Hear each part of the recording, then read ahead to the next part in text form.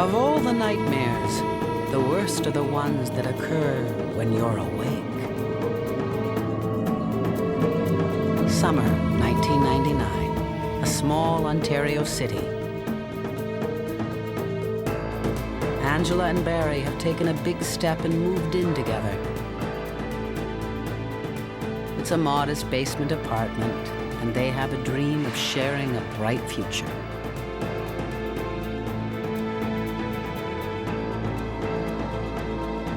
But as Barry heads for work, a stranger is about to turn their dream into a nightmare.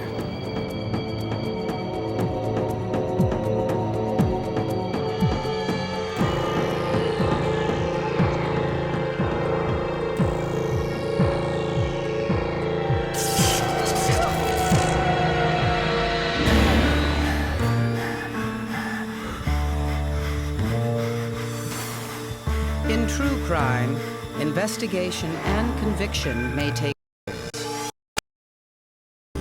But every detective knows that the crucial clue is always there, somewhere in the first 72 hours.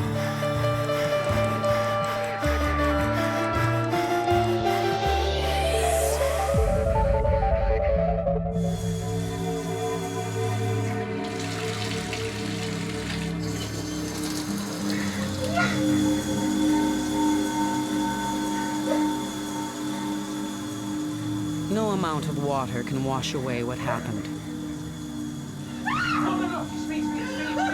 As Angela slept, a stranger crept into her bedroom and sexually attacked her. Now that Barry is here, she calls police. Angela recounts each detail for Detective Lori Ewing, beginning with the horrifying way she was awakened. The victim was awakened early in the morning by a stranger in her room, and he sexually assaulted her and stayed for approximately 20 minutes. He threatened her with a knife to ensure some compliance on her part, and sexually assaulted her in a number of ways over that period of time. Angela was utterly at his mercy. He threatened to cut out her eyes if she didn't do what he wanted. As he fondled her with hands sheathed by surgical gloves, the stranger whispered her name as if they were lovers. Then, before he left, he stole a photo of her. Forensic identification officers scour the apartment, but find no fingerprints, no hair, no fibers, not even a clue as to how the rapist got into Angela's locked apartment. In cases of sexual assault, the victim is the primary crime scene. Police take Angela to the hospital to be examined.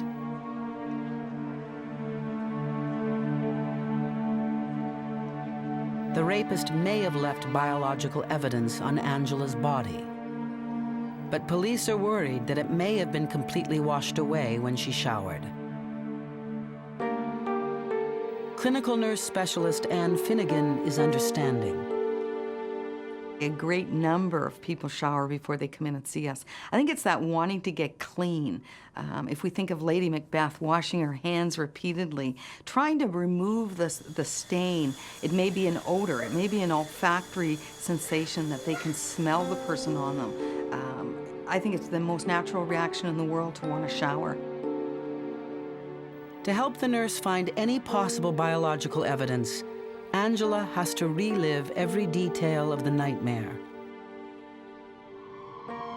The examination can be intrusive, that the areas that have been held, restrained, kicked, licked, touched, massaged, whatever, are going to be examined, and hopefully samples will be able to be isolated that will assist the police in their investigation.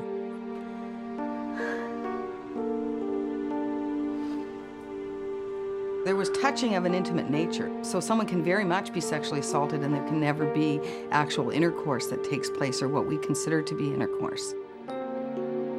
There was no semen sample, but the attacker did something strange. He licked Angela behind her ear. It's a slim chance, but maybe some saliva remains even after the shower. There's a body sample that's above the skin. We can identify that with the Woods lamp. It fluoresces organic material sitting above the skin. Against all odds, a trace of the rapist's saliva remains. But will it be enough to create a DNA profile of her attacker?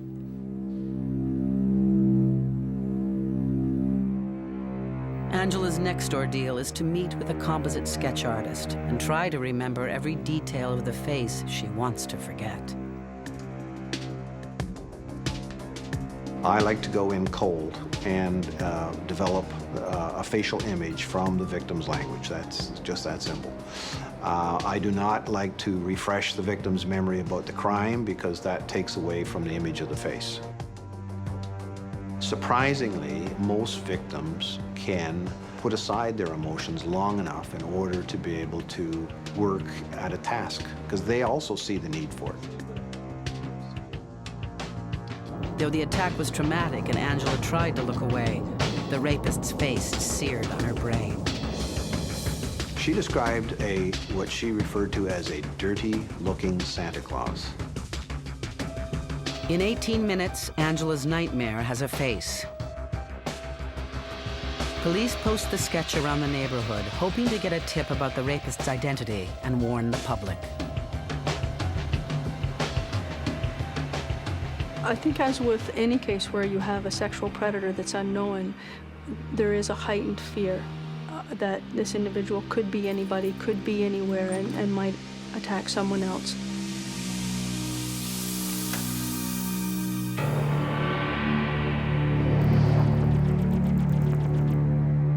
Meanwhile, a lab technician successfully coaxes a DNA profile from the small saliva sample. This will be invaluable for testing suspects. But DNA samples don't come with names attached. We know nothing about this individual. We know what his DNA is, but finding the DNA to match what we have is very, very difficult. So we take what little evidence we have in looking for a needle in a haystack. But the DNA profile does lead somewhere. Not to a suspect, but to a victim. A week before Angela was attacked, a young woman named Eleanor was stalked and assaulted in her apartment. The DNA sample left on Eleanor matches the sample from Angela's rapist. And Eleanor confirms that the composite resembles her attacker. Detective Ewing notices similarities between the women. Both have blonde hair, light eyes, and a slim build. What gives investigators added concern? The second attack was in a second city, a half-hour drive away. The predator is broadening his target area. And the police have no idea where or who his next victim will be.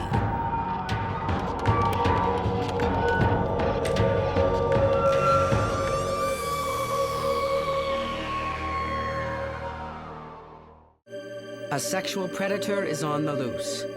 2 matching attacks in 1 week. Each attack in a different Ontario city.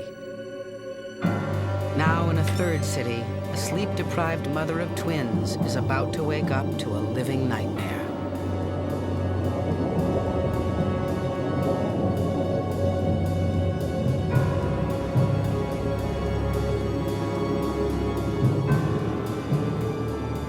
The rapist restrains the woman and threatens to harm her children.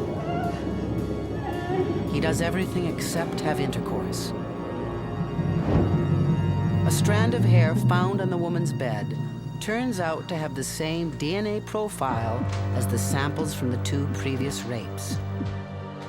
It's clear to police that they are now after a serial rapist. 3 separate jurisdictions have been hit so far. A joint task force is formed. Detective Laurie Ewing is joined by Detectives Vicki McDonald and Darren Sweezy from the 2 cities where the other rapes took place. A pattern is emerging. The 3 victims are all blonde and slim. The attacker called each by her own name. and each of the crime scenes is near a highway, allowing the rapist a fast getaway. All of the buildings were 3-story walk-ups. All of the victims lived in the ground floor of those buildings. I believe that he was a voyeur. He spent a great deal of time stalking his victims, going back and learning their patterns, watching them. He knew a lot of them by name, so that suggests that he spent a lot of time doing his homework. I guess the best way to describe him, and he's been described as so, is a predator. And basically it was a selection process on his part.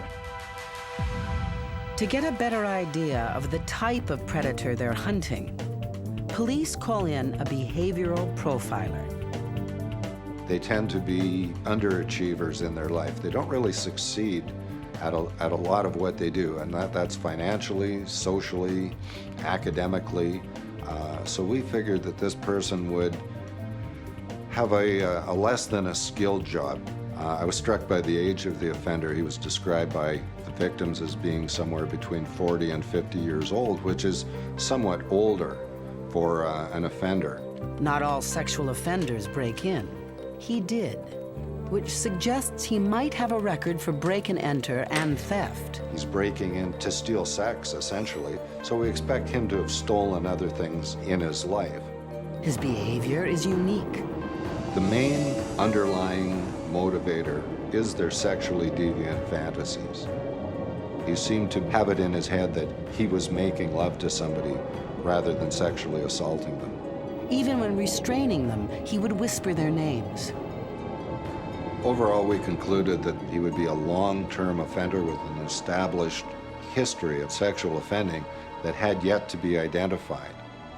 The profiler adds one chilling note. This type of offender has a high risk of continuing his sexual assaults until he's caught. And the task force is determined to stop him. We are very fortunate that the media is giving us lots of help in terms of getting an awareness out to the public that this individual is out there and we're looking for tips. We have it on television, we have it in the newspapers, and we start to distribute that composite.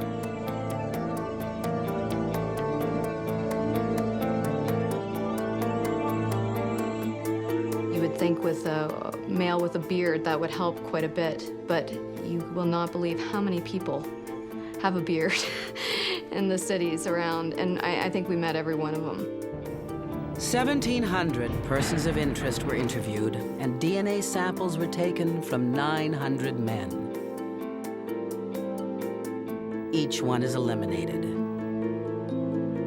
After 9 months, there is still no suspect. Then, one May night, Detective McDonald goes back to one of the crime scenes on her own time. I would go there often just to try to think, where would this guy go? One time that I was there, I was going into another residence nearby, and on the same street, this car just drove by very slowly. And I looked, I thought, oh my God, he has a beard. He looked at me and I looked at him. He wouldn't have known I was a police officer, I don't think. But, well, as soon as he did that, I thought, creepy. You know, there's something not right with this guy. So then I got the plate and had another look at him and gave me a little bit of a smirk, and I thought, this is very strange. So I called it in. The suspect's vehicle is registered in a city within a half-hour drive of all 3 rape scenes. So that was nice, because obviously he's mobile and he lives between the areas that were involved at the time. His criminal record suggested the person we were looking at, a criminal harassment, stalking type record, and we thought, this is it. As the profiler suggested, he had been an underachiever in school and worked as a dishwasher at night. We set up the appointment, and very arrogant throughout the interview, and thought, this is him. Harold Brown is his name, and he fits the behavioral profile. The police think they may just have their man. Brown's DNA is compared to the DNA taken from the 3 attacks. But for the investigators, it's a giant disappointment. There's no match. Harold Brown is not the serial rapist. It's frustrating, but you keep going with it. Like, you still know your bad guys out there to find. The tips are no longer coming in.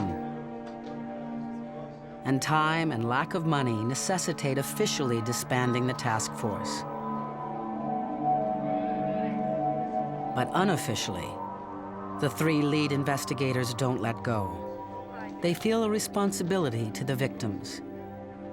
Detective Ewing knows Angela, the first victim, still can't escape the memories of her attacker. No matter what she does, he's still there, watching, waiting. He shattered her relationship with Barry, destroyed her confidence. Angela moves away. You lose a whole sense of self, you lose a sense of safety. You don't want to live there anymore. You don't have that sense of you can go into that room and not have the feeling that he might be there or he might come back. 6 months after the task force closed down, in the same building where Angela had been raped, 1 basement apartment over, a nightmare closes in.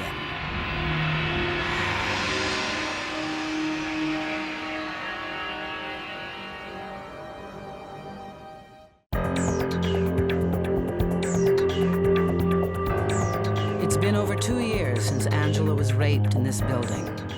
Now a peeping Tom is spying into another basement apartment.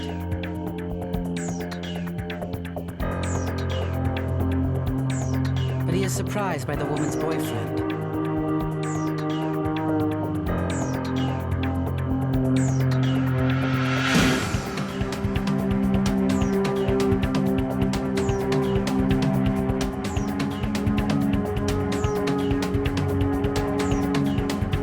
A chase. A license plate. A call to 911. The alert dispatcher transfers the call to Detective Sweezy, who runs the plate. Up comes the peeping Tom's name, someone they've never come across before. Robert William Krasuski. He has a rap sheet dating back over 30 years. He's served time for a series of physical assaults on women, as well as break and enter and theft. Krasuski has had a steady job, working on his own as a night janitor at a high school. He was hired before the Board of Education did criminal background checks. Detective Sweezy reaches the suspect on his cell phone. He asked me what it was about, as most normal people would, and that's when I went on to say that it was of a sensitive nature and I'd rather meet with you face to face. The next morning, Detectives Sweezy, Ewing, and McDonald arrive for their interview.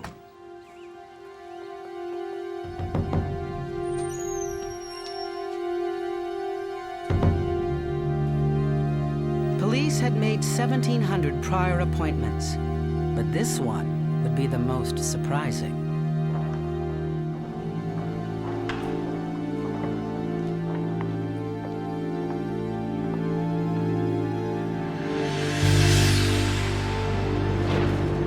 At this point, as you can very well imagine, your mind starts to race. You're thinking, what's going on? I mean, like I said, we're there just for an interview, and caught totally off guard, and you start thinking of all these scenarios. A suicide note read that Krasuski could no longer face the world or those he loved. But the note is not a confession.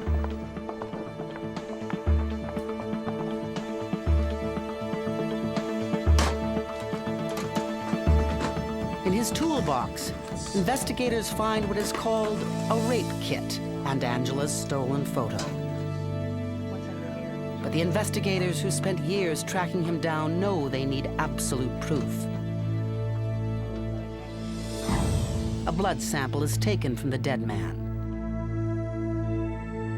His DNA matches the saliva sample taken from Angela just a few hours after she was assaulted. 56-year-old Robert William Krasuski had been doing B&Es and sexual assaults on and off for years.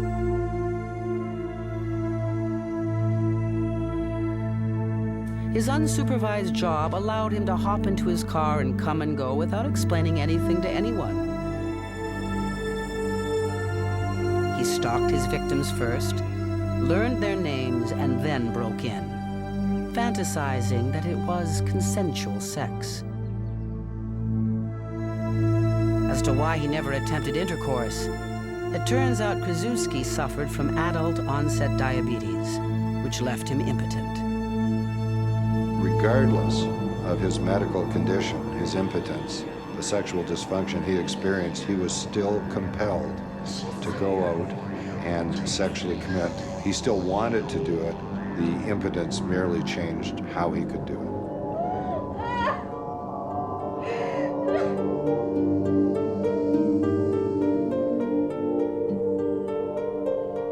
I can't speak of anything but praise for our victims and how they've managed to work through this and come through this. You don't get over it. You learn to cope with what you're feeling and you learn to move on to a degree, but they're changed in one way or another. They're changed by this man. Police had been cheated of a sense of closure on a case that had held them captive for years. He didn't have to face court. He didn't have to face coworkers or the public and go on trial for what he did. I think he knew from that phone call that his world was coming crashing down, and this is the way out. This is the way he would handle it. Robert William Krasuski had been a predator for more than 30 years. Though the women he attacked and the investigators would have to settle for the case's strange conclusion, there was good news. The rapist would never again break into a woman's home and force her to live her worst nightmare.